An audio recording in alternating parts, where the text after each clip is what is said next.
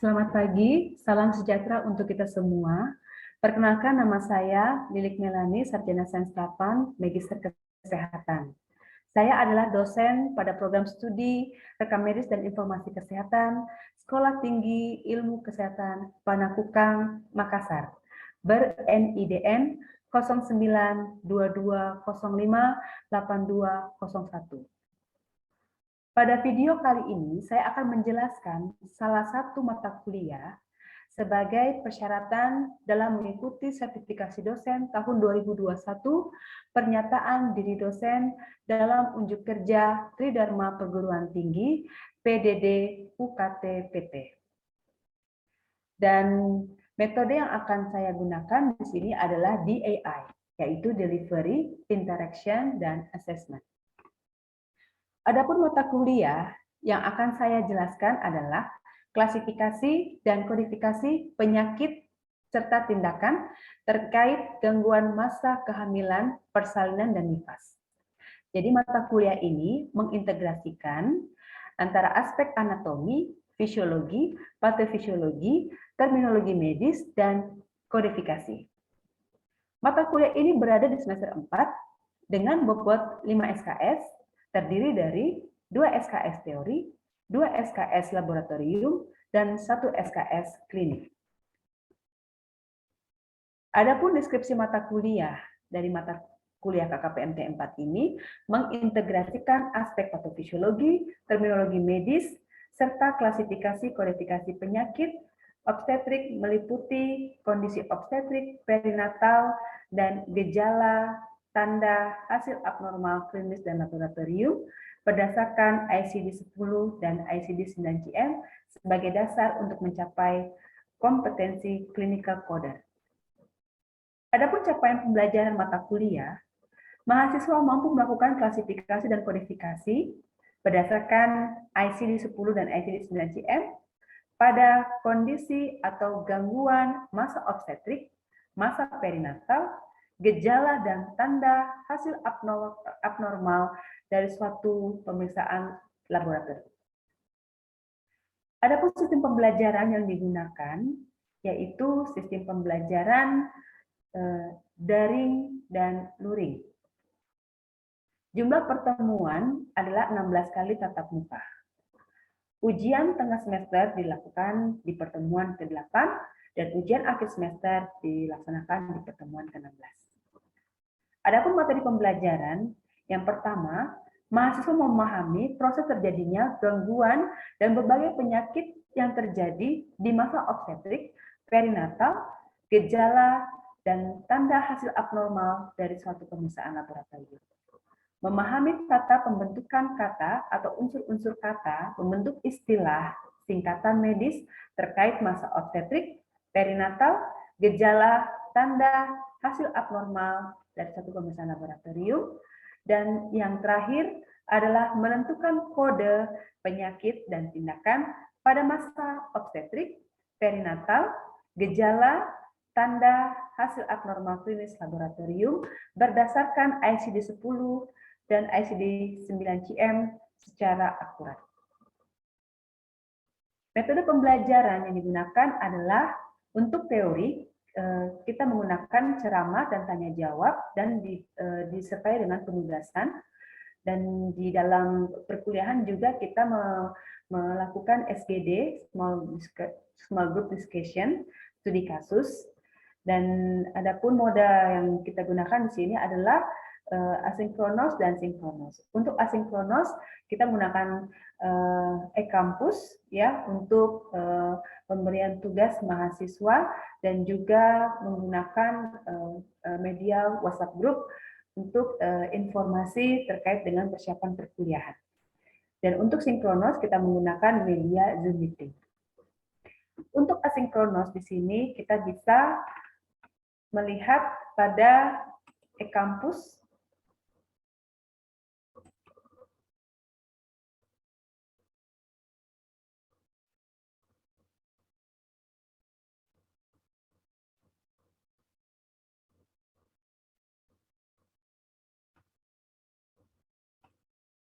Saya akan masuk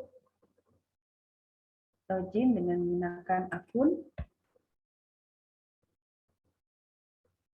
Kemudian di sini ada saya memasukkan materi kuliah dan juga tugas kuliah. Ini salah satunya saya mengambil mata kuliah dan kemudian saya menampilkan tugas ya. Jadi ini adalah bentuk penugasan yang saya tampilkan di e-kampus.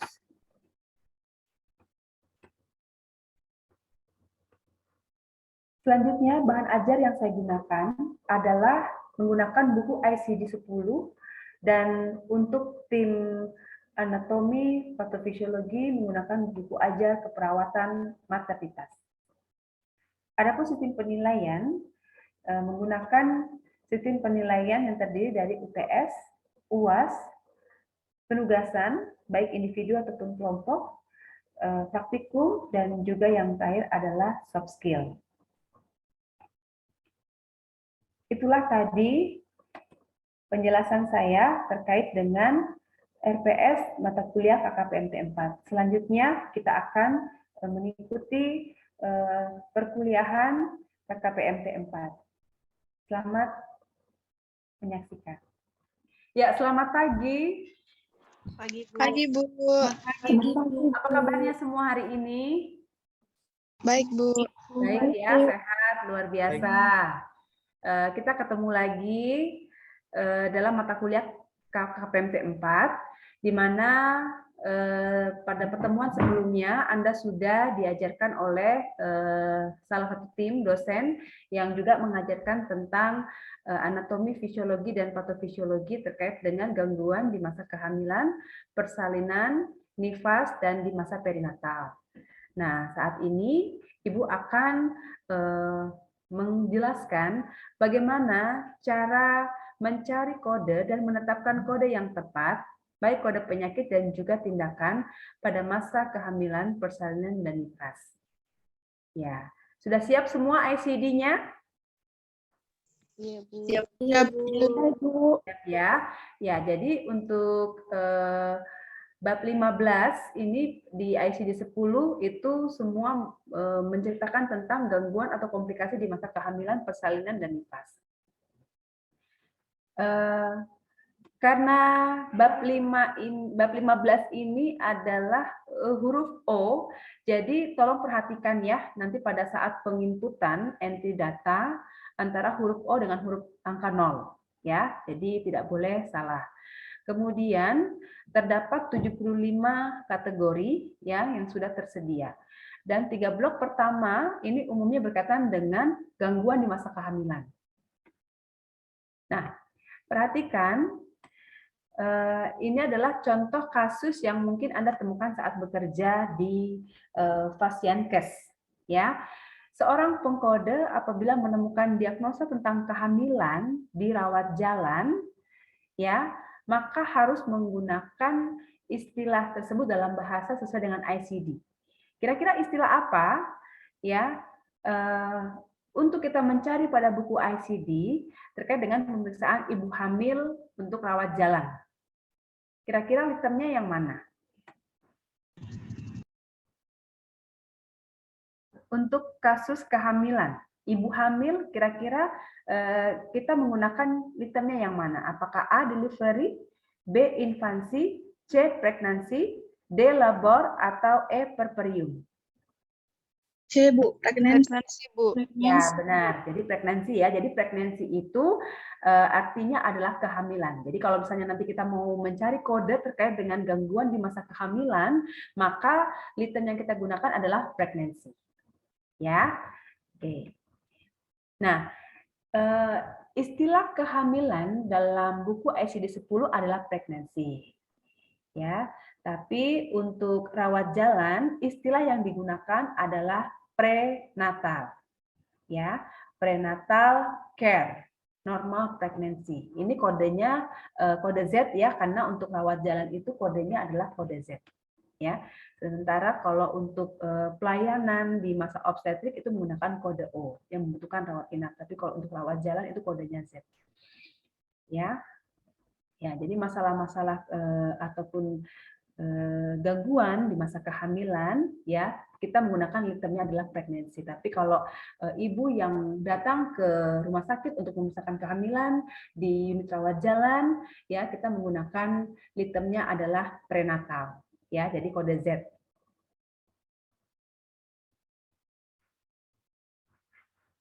Ya, untuk kode gangguan masa kehamilan persalinan dan nifas, ya di sini ada beberapa blok ya yang memang sudah teralokasi. Jadi tetap kita mencari masalah ataupun komplikasi itu melalui volume 3. Contohnya misalnya plasenta previa, ya. Jadi kata yang kita gunakan sebagai litem ya ataupun masih ingat apa itu litem? Litem itu apa?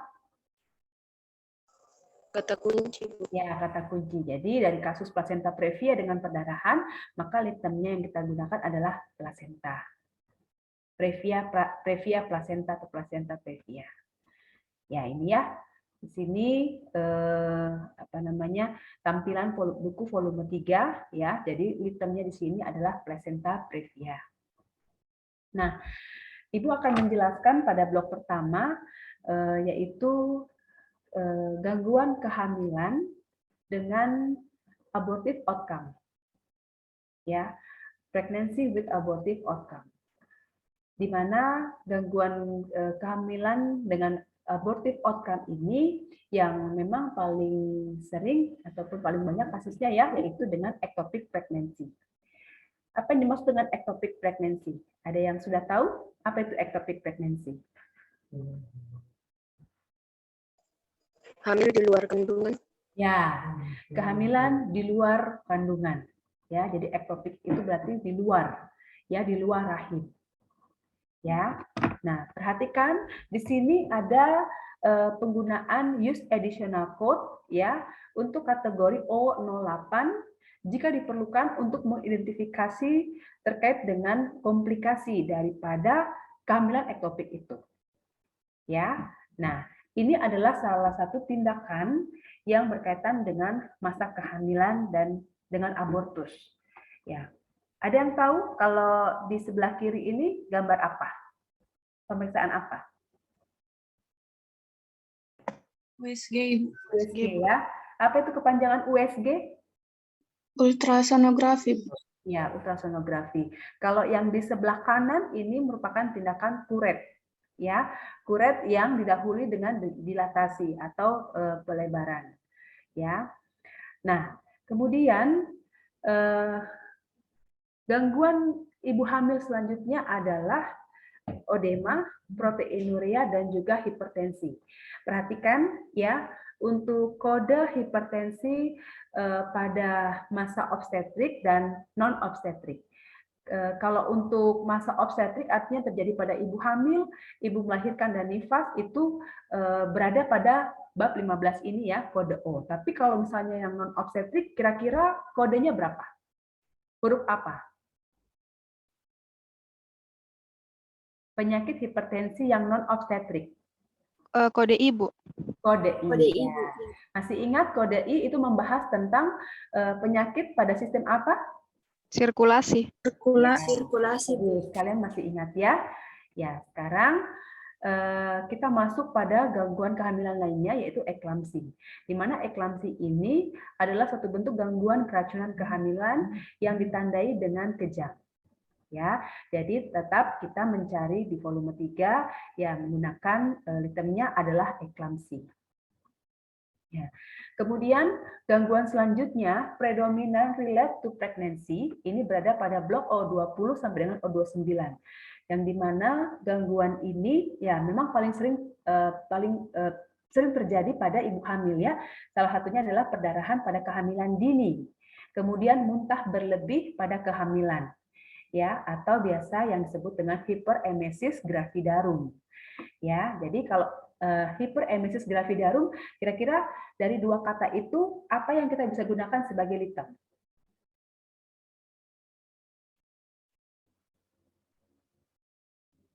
Ada yang tahu? Dari kata hiperemesis gravidarum, ya, kira-kira kata yang mana yang kita bisa gunakan sebagai lidah?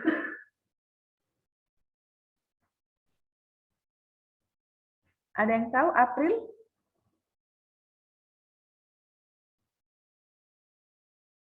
Ayo.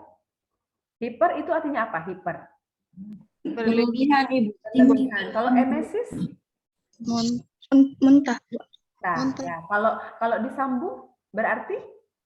Muntah yang berlebihan. Ya, muntah berlebihan pada kehamilan, ya, muntah berlebihan pada kehamilan. Nah, sehingga yang kita jadikan sebagai rintet adalah hiperemesis, ya, hiperemesis.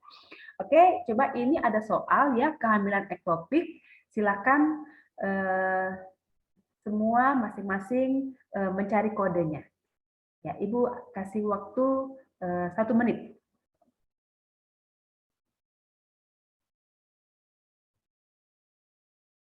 Ya, ada yang sudah dapat?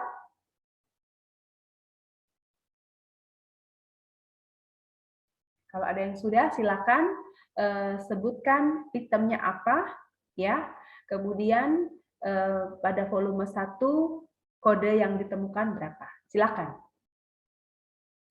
Saya, Bu. Ya, silakan Kurnia. Itemnya yang saya gunakan ya pregnancy. Kemudian das pertamanya yaitu ektopik. Kodenya yaitu O00.9. Ya, O00.9. Ya, jadi nanti harus dilihat ya pada kasusnya, pada rekam medis pasien, apakah dari kehamilan ektopik ini muncul komplikasi ataupun misalnya penyakit infeksi pada organ reproduksi ibu. Kalaupun misalnya ada, maka harus ditambahkan kode tambahan ya dari O08 ya yang menjelaskan terkait dengan kode komplikasi. Kemudian sekarang kita masuk pada komplikasi persalinan dan juga kelahiran. Ya, kalau tadi Ibu menjelaskan di kehamilan, sekarang kita masuk pada persalinan dan juga kelahiran, yaitu di blok O60 sampai dengan O75. Ya, nah salah satu komplikasi yang terjadi di masa persalinan ini adalah obstructive labor, ya, atau persalinan macet. Nah, persalinan macet itu biasa terjadi di kala 1 dan di kala 2. Nah, ini bisa disebabkan oleh karena malposisi janin, abnormalitas pelvik bumil ya, organ panggul ibu, dan kemungkinan bayi kembar. Ya. Kemudian selanjutnya adalah kelahiran preterm, kegagalan induksi persalinan, kelainan tenaga persalinan, dan patus yang memanjang. Ya. Postpartum hemorrhage ini pun juga menjadi salah satu komplikasi di masa persalinan. Ya. Kemudian tertahannya plasenta atau placenta abruption dan juga selaput ketuban tanpa perdarahan. Komplikasi anestesis selama persalinan dan kelahiran, serta komplikasi lainnya. Ya, ini yang sudah teralokasi ya kategorinya untuk gangguan di masa persalinan. Ya, nah di sini coba kalian kerjakan yang soal nomor 4, placenta previa totalis dengan perdarahan. Ibu kasih waktu 1 menit. Nanti yang lainnya Ibu akan masukkan ke dalam e-kampus. Nanti silakan kalian mengerjakan dengan memperhatikan deadline waktu pengumpulan tugas. Silakan kerjakan dulu yang soal nomor 4.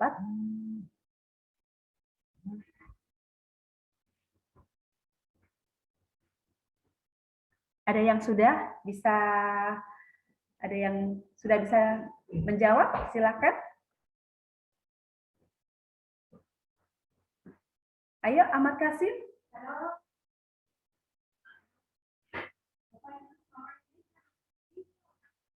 Ayo, Ahmad Kasim, silakan.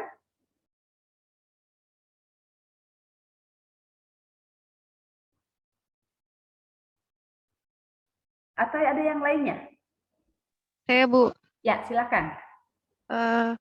Soal Ya, nomor ini 4 itu rata-rata Putri ya, kadang memang ini kasusnya berbicara tentang masa obstetrik ya yang terjadi pada ibu. Ya, silakan. ya Bu, untuk lead term-nya yaitu plasenta dan das pertamanya itu previa dalam kurung with hemorrhage dengan kode O44.1 di mana tabular list O44.1 itu adalah placenta previa with hemorrhage. Ya, oke. Jadi placenta previa totalis with hemorrhage ya, perdarahan O44.1. Ya. Selanjutnya adalah delivery atau kelahiran. Ya, ini berada pada blok O80 sampai dengan O84. Ya, perhatikan di blok ini terdapat kekhususan di mana ada note ya yang mengatakan bahwa kategori ini bisa dijadikan sebagai primary code. Masih ingat apa yang dimaksud dengan primary code? Primary code. Kode utama, Bu. Oke, kode utama. Ya. Ya, dijadikan sebagai kode utama dari diagnosa utama jika tidak ada kondisi lain yang dapat diklasifikasi di bab ini. Tapi ini juga bisa dijadikan sebagai additional code. Apa itu additional code? Kode tambahan, Bu. Ya, kode tambahan ketika ya diketahui atau diinformasikan atau dilaporkan di dalam rekam medis ada kondisi lain yang dipilih sebagai kondisi utama. Ya. Oke. Ya, jadi nanti diharapkan mahasiswa nantinya bisa membaca secara lebih rinci penjelasan yang ada di volume 2. Karena volume 2 untuk ICD memang merupakan petunjuk penggunaan ICD. Jadi memang di bab-bab tertentu terdapat kekhususan pengkodean. Ya, yang pertama di sini menjelaskan tentang proses kelahiran spontan tunggal, ya, atau yang disebut dengan persalinan pervaginal. Kemudian O81 di sini ada single delivery by forceps and vacuum, ya, jadi persalinan dengan kelahiran tunggal dengan alat ya, alat forceps ini, ya, vakum yang kita lihat disedot, ya. Kemudian O82 ini adalah single delivery by sesar, ya. O83 order assistant single delivery, O84 multiple delivery. Jadi apabila terdapat bayi kembar dan masing-masing mempunyai metode persalinan yang berbeda, maka harus masing-masing dikode sesuai dengan jenis kelahirannya. Ya, seperti itu. Dan di blok terakhir dari bab ini menjelaskan terkait dengan komplikasi di masa puerperium, masa nifas. Ya. Oke, itu saja penjelasan dari Ibu terkait dengan pertemuan kita pada hari ini, dan untuk selanjutnya Ibu akan memberikan tugas-tugas di e-kampus. Silakan mahasiswa untuk mengerjakan. Terima kasih dan selamat pagi, salam sehat untuk kita semua. Pagi, Bu. Terima kasih, Bu. Terima kasih. Terima kasih.